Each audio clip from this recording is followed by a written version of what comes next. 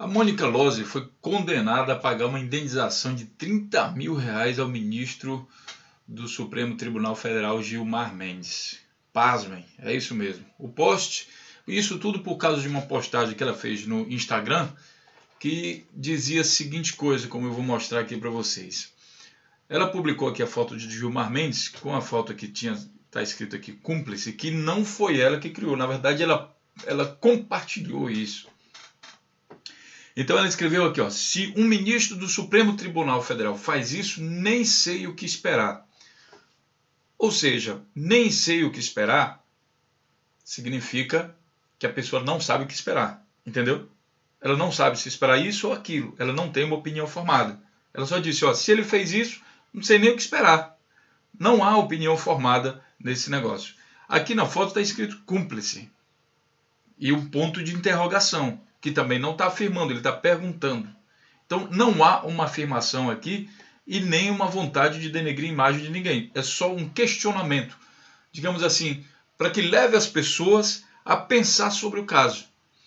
E a afirmação no final, nem sei o que esperar. Por causa desse nem sei o que esperar, por causa desse cúmplice aqui, que não foi ela que criou a imagem, ela foi condenada então a pagar uma indenização.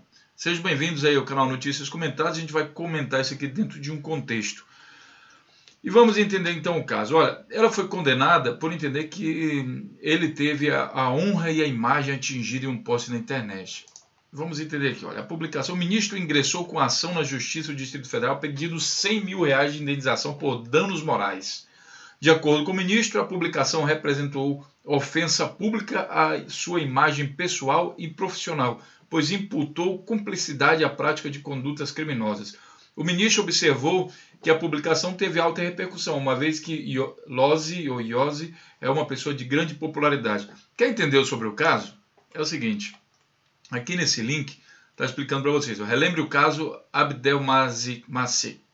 Aos 72 anos, o ex-médico está detido no presídio Tamandaré, no interior de São Paulo, após ter sido condenado a pena de 278 anos de prisão por ataques sexuais, estupros, atentados violentos ao pudor e atos libidinosos contra 37 clientes entre 95 e 2008. A pena foi reduzida para 181 anos, 11 meses, por decisão judicial. Aí o que acontece?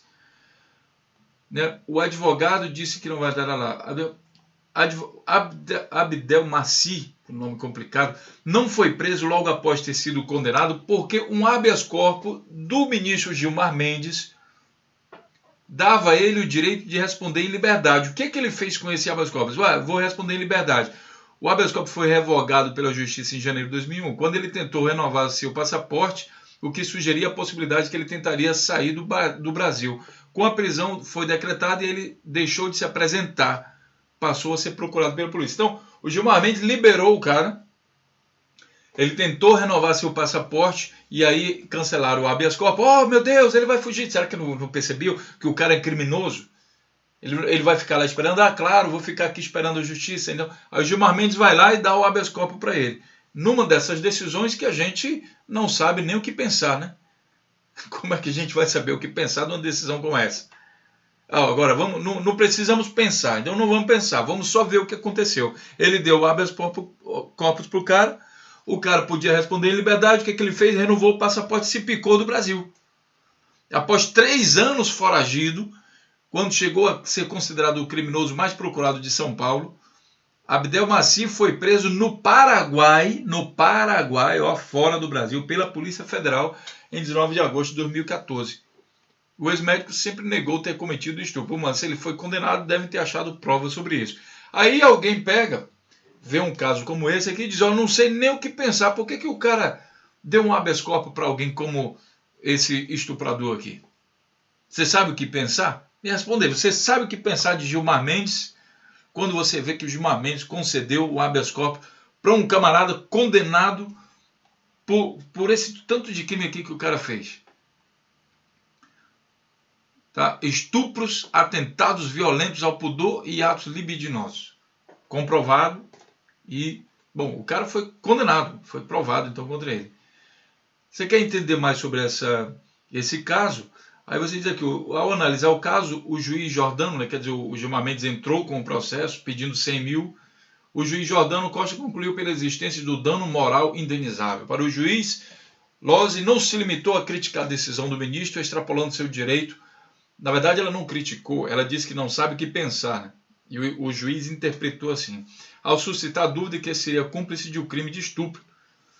Com efeito, ao publicar o questionamento cúmplice, a requerida vinculou a pessoa à imagem do requerente a um crime gravíssimo que gera repulsa e indignação por parte da sociedade.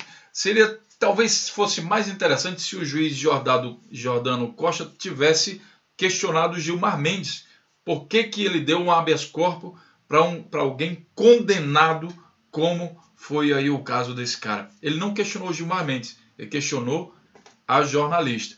É uma espécie, o que a gente está vendo aqui no Brasil é uma espécie de censura, volta da censura, volta de ditadura. Não por implementação oficial, mas pelas atitudes das pessoas. A gente percebe que a justiça está sendo usada de acordo com os interesses ou a interpretação de quem está lá fazendo a justiça. Ele arruma, porque a justiça, as leis, infelizmente, é assim, ela tem sempre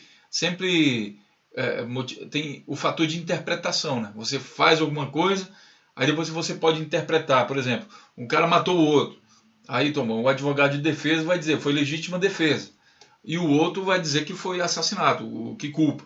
E daí o juiz que decide quem é que está com a razão desse negócio. Então a justiça permite isso.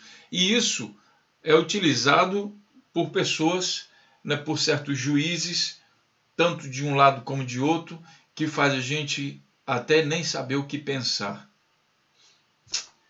Bom, deixe seu comentário e me diga então o que você pensa. Lembrando aí que há de se ter cuidado, porque se você pensar demais, você pode sofrer um processo e pode ser condenado a indenizar alguém. Grande abraço e até o próximo vídeo.